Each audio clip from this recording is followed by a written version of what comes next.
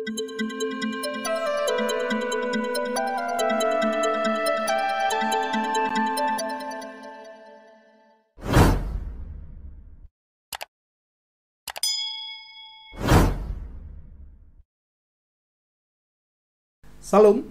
berjumpa lagi dengan saya Effendi Tobing dalam Bokep Top Channel.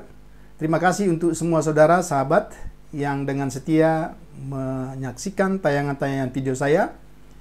Kiranya itu bisa menjadi berkat. Amin. Hari ini kita akan bersama-sama kembali melanjutkan seri konseling yang keempat. Adapun tema kita ialah bagaimana saya menghadapi ketakutan. Ada satu teks yang akan saya bacakan, khususnya dari Mazmur pasal yang ke-34, ayat 1 sampai dengan ayat 23. Silakan saudara bisa membaca teks ini secara keseluruhan. Saya hanya ingin membaca satu ayat atau dua ayat dari ayat 1 dan kemudian ayat yang ke-7. Dari Daud, pada waktu ia pura-pura tidak waras, pikirannya di depan Abimelek atau Akis Raja Gad pada masa Daud, sehingga ia diusir lalu pergi. Ayat yang ke-7. Orang yang tertindas ini berseru, dan Tuhan mendengar. Ia menyelamatkan dia dari segala kesesakannya.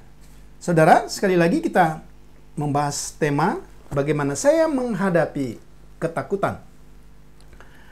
Tentu saudara sebagai anak-anak Tuhan, sebagai orang-orang percaya, ada berbagai ketakutan yang menghantui dan siap menghancurkan kehidupan kita.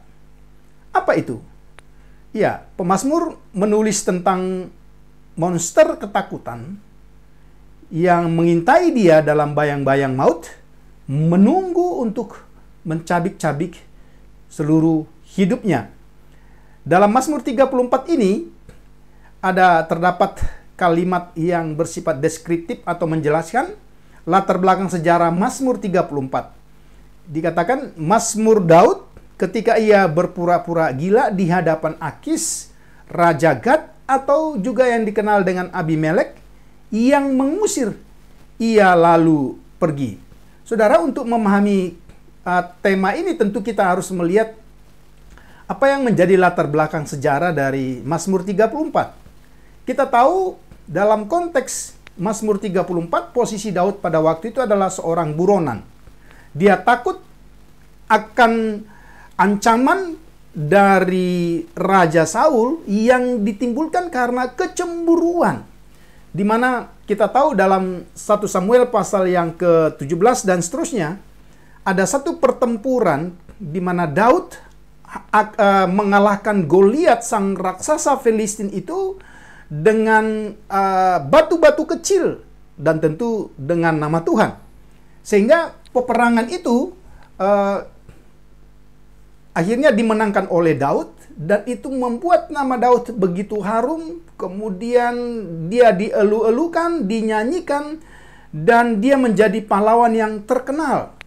Karena situasi ini dan fenomena ini menimbulkan ketakutan bagi Saul dan sekaligus kecemburuan, sehingga dia menggunakan seluruh kekuasaannya untuk menghabisi Daud dengan segala cara.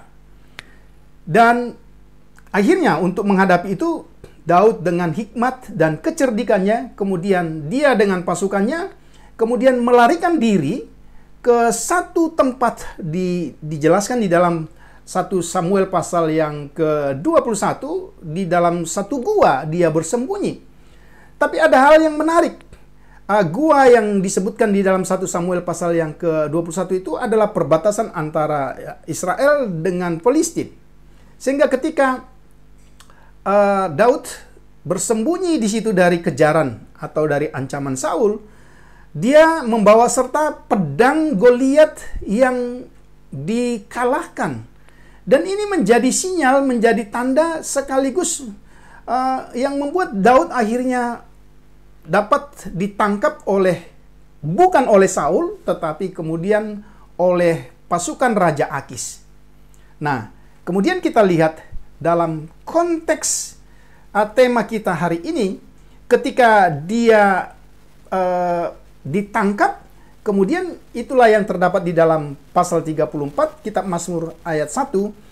Dia dengan berpura-pura, ya, kalau saudara bisa membaca nanti dalam 1 Samuel pasal 21 ayat 13, dia berpura-pura gila dan air liurnya turun di janggutnya dan seterusnya, sehingga tindakan Daud ini membuat dia selamat dari tangkapan, dari apa yang direncanakan oleh Raja Akis untuk membunuh Daud. Nah, yang menjadi pelajaran bagi kita, pengalaman Daud ini, kemudian inilah yang kemudian dicatat oleh Daud ketika dia bersembunyi di dalam gua.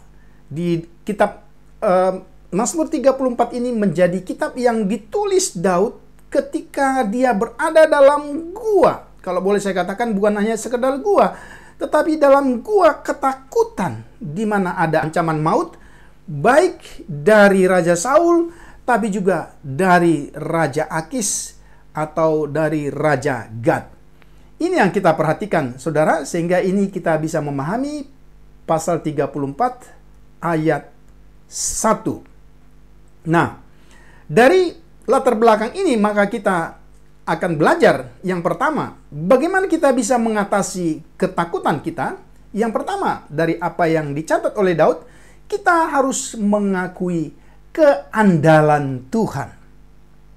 Ketika kita berada di dalam gua ketakutan, tanda kutip, atau ketika kecemasan yang menghinggapi hidup kita, hal pertama yang perlu kita lakukan adalah mengakui keandalan Tuhan.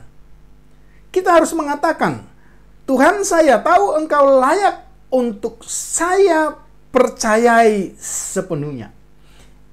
Ini menjadi bahasa dalam konteks ketika Daud menghadapi baik Saul maupun Raja Akis yang ingin membunuh dia pada waktu itu. Dalam ayat 1 sampai dengan 3, teman-teman bisa baca pasal 34 dari kitab Mazmur, kita mungkin sulit memahami kenapa dalam menghadapi ketakutan, dalam menghadapi ancaman yang sedemikian rupa, tetapi dalam Mazmur pasal 34 ayat 1 sampai 3, Daud justru melakukan puji-pujian atau menaikkan puji-pujian kepada Tuhan. Kelihatannya ayat 1 sampai dengan 3 ini lebih cocok kalau kita masukkan dalam konteks pujian maupun penyembahan. Tapi mari kita perhatikan selanjutnya. Mengakui keandalan Tuhan. Mungkin kita bertanya, apakah Daud menulis kata-kata ini ketika ia merasa takut?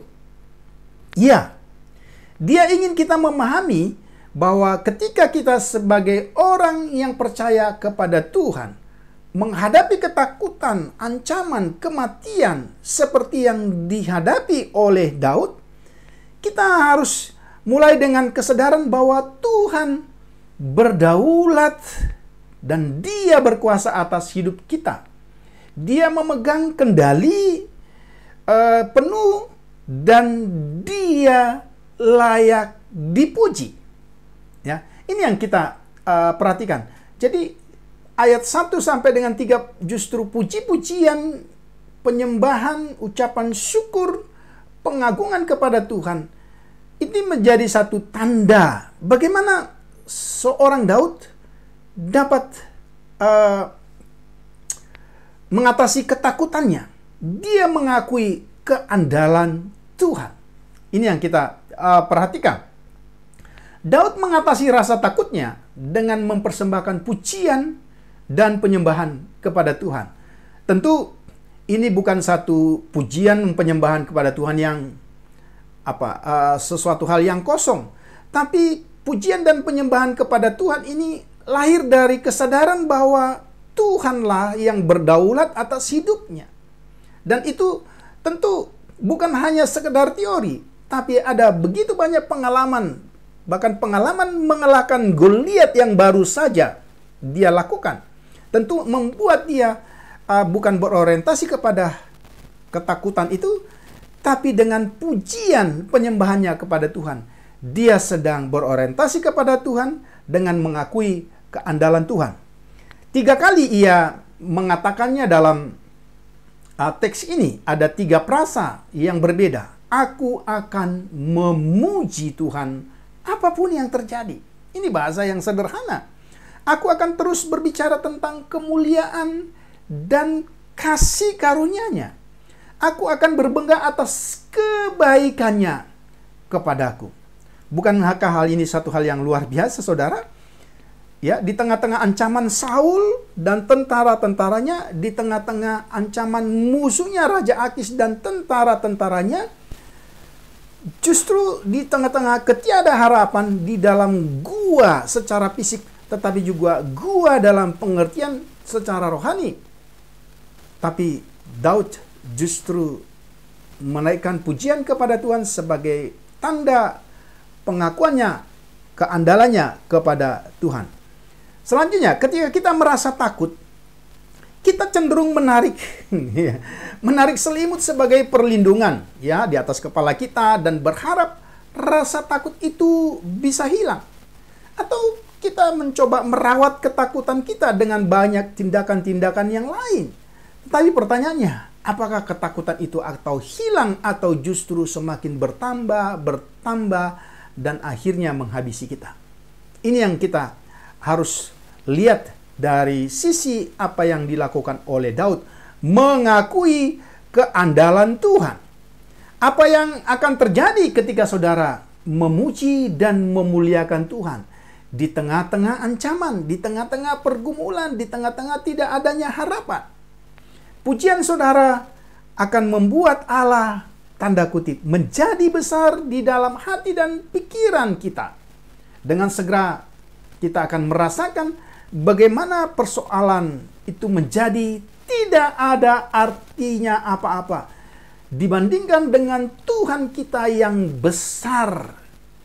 Dan itu nampak dalam pengagungan kita kepada Tuhan. Masalah kita tidak hilang, tetapi rasa-rasanya, ya, apa yang kita lakukan itu kita dapat menyadari dan merasakan bagaimana Tuhan yang berdaulat, yang kita agungkan itu adalah Tuhan yang bertanggung jawab atas segala sesuatu yang kita hadapi. Itu yang pertama, saudara, yang kita lihat. Ya, maka kita lihat sebagai nasihat dari firman Tuhan ini, maka kita harus fokus pada Tuhan, bukan pada persoalan yang membuat kita ketakutan. Bukan berarti saudara meniadakan persoalan, tidak.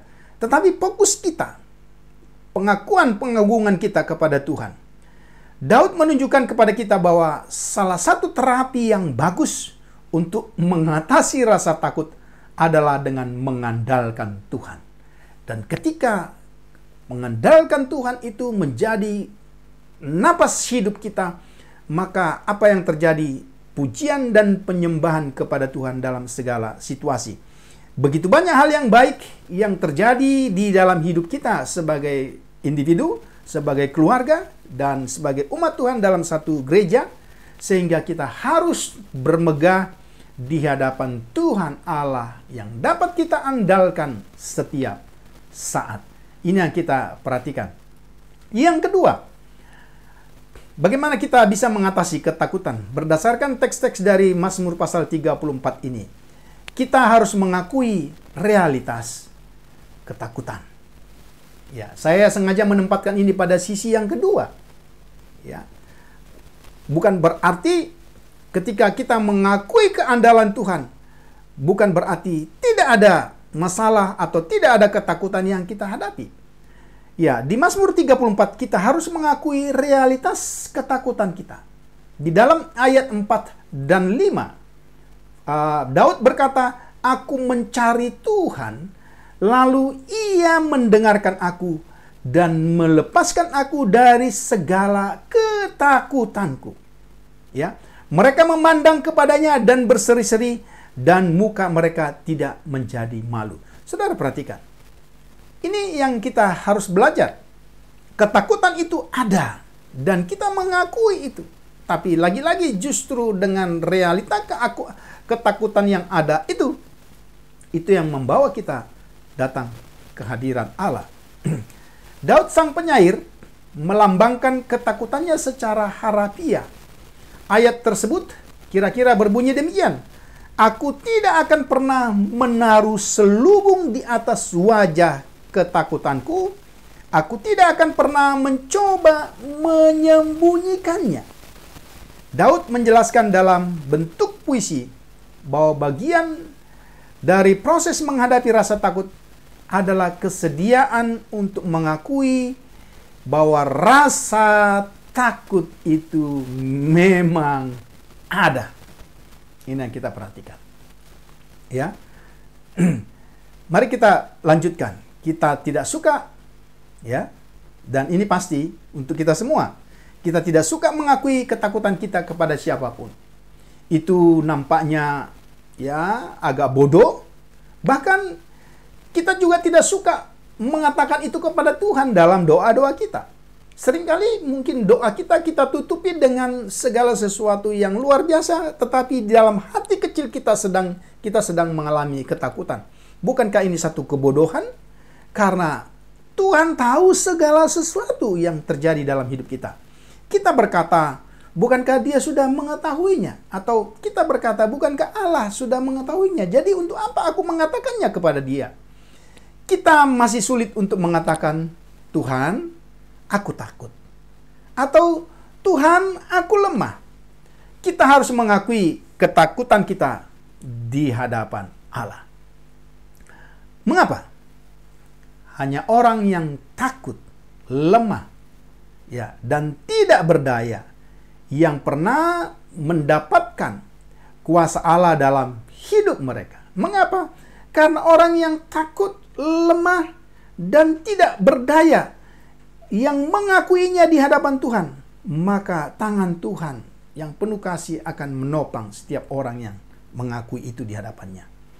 Tahukah saudara, ayat-ayat berikut di dalam Mazmur 34, misalnya ayat yang ke-6, dikatakan orang miskin, orang-orang miskin berseru-seru. Ya, teks ini tidak mengatakan orang kuat ini berseru, orang yang memiliki segala sesuatu berseru. Tetapi Daud berkata, orang-orang miskin berseru.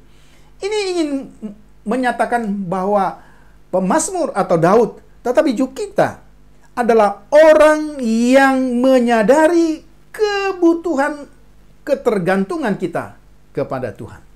Ini yang kita perhatikan saudara-saudara yang saya kasih. Mengakui realitas ketakutan. Ketika kita mencoba menjalani hidup ini dengan kekuatan kita sendiri, akhirnya kita akan gagal. Dan jika kita tidak gagal, kita akan gagal mencapai tujuan Allah bagi kita. Atau boleh saya katakan, jika kita merasa tidak gagal, tapi sesungguhnya kita sedang gagal mencapai tujuan Allah bagi hidup kita. Ketika kita bekerja dalam daging atau dengan kekuatan kita sendiri, maka perhatikan, ada 3 hal yang harus kita perhatikan. Kita akan selalu kekurangan kuasa Roh Allah, dan kita akan menderita kekalahan, kelelahan, kelemahan, dan seterusnya. Yang kedua, kita akan selalu kekurangan apa yang menjadi visinya Roh Allah dalam hidup kita atau tujuan Allah, sehingga kita akan mengalami frustasi dan seterusnya. Yang ketiga, kita akan selalu mengalami kekurangan pelayanan Roh Allah dalam hidup kita yang menopang kita, sehingga kita akan mengalami kegagalan. Itu yang kita perhatikan. Kemudian yang berikut, kita akan selalu mengalami akibat-akibat ini ketika kita menghadapi hidup dengan kekuatan kita sendiri. Ya, tetapi ketika kita merasa tidak berdaya, kita tidak mampu dan lemah, Roh Allah memberi kita kekuatan. Sesuatu yang dinamis sedang terjadi yang mungkin belum kita pernah alami sebelumnya. Itu bukan kekuatan kita, itu adalah kekuatan dari Tuhan. Sebagaimana Rasul Paulus mengakui bahwa kelemahannya untuk mendapatkan kuasa Roh Allah itu betul-betul dia rasakan. Ketika dia mengalami kelemahan, ketika dia sadar lemah, pada saat itulah dia mengalami kekuatan Allah dalam hidupnya. Saudara bisa buka 2 Korintus 12 ayat 8 sampai dengan ayat 10. Ini yang kita perhatikan.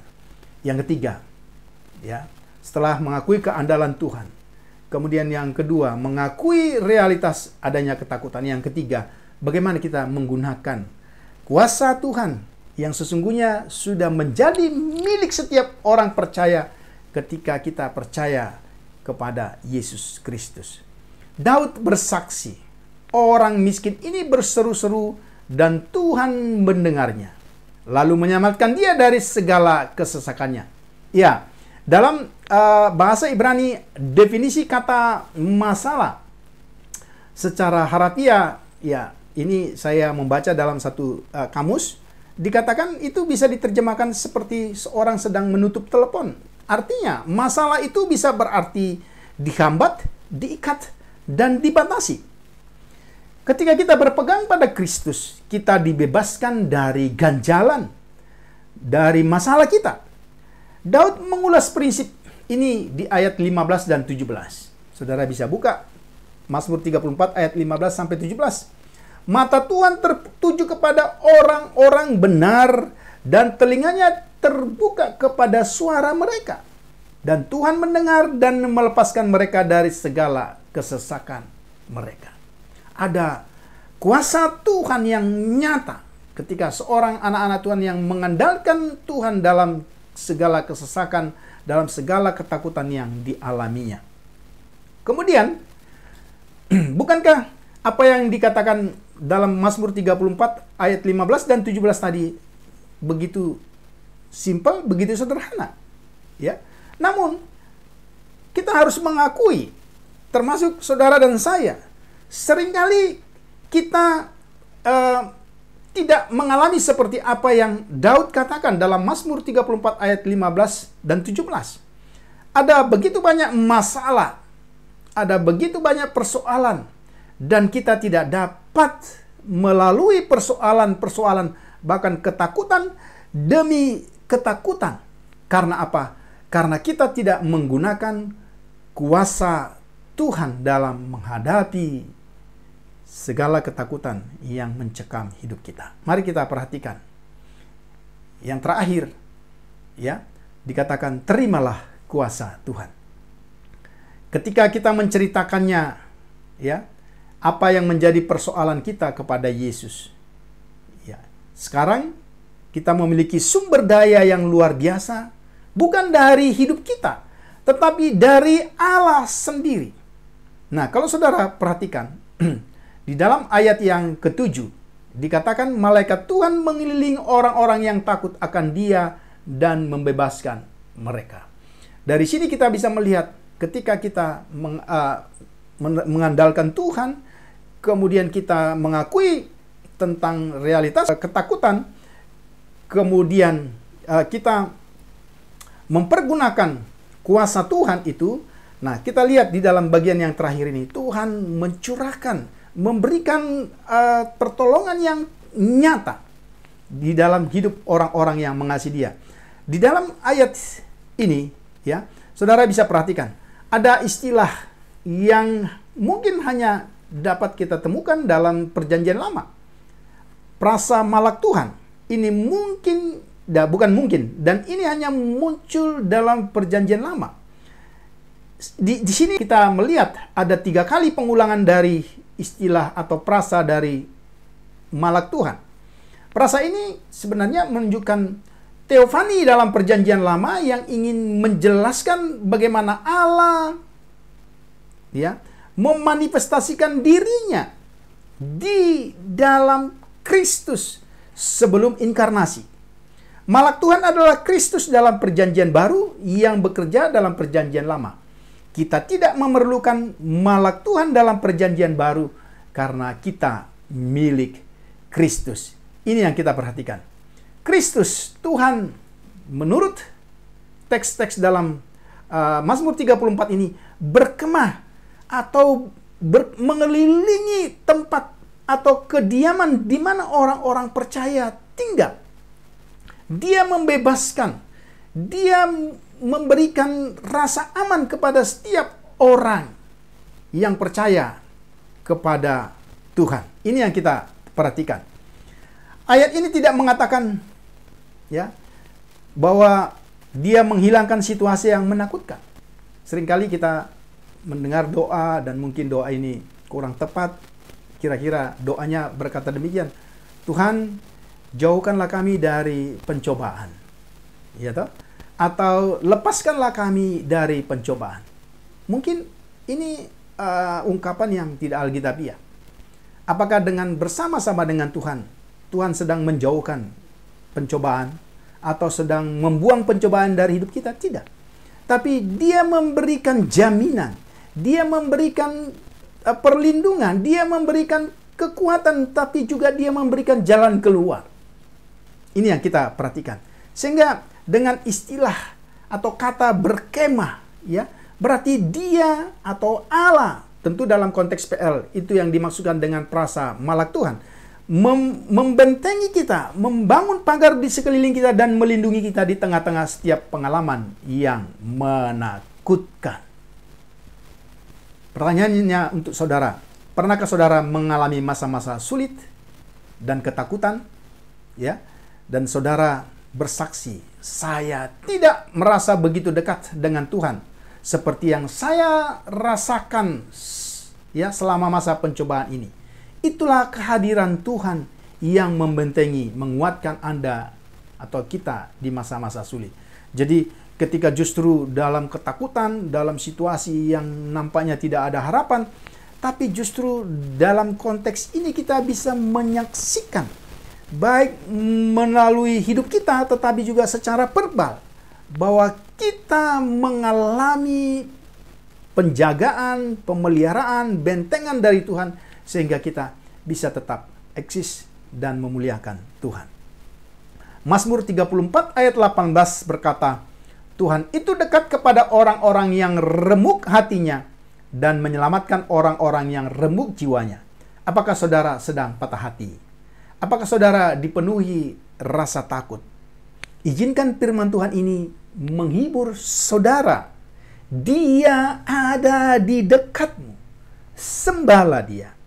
Ceritakan ketakutanmu. Terimalah kekuatannya. Dan percayalah bahwa dia akan menyaring segala sesuatu yang menyentuhmu melalui jari-jari kasih-Nya.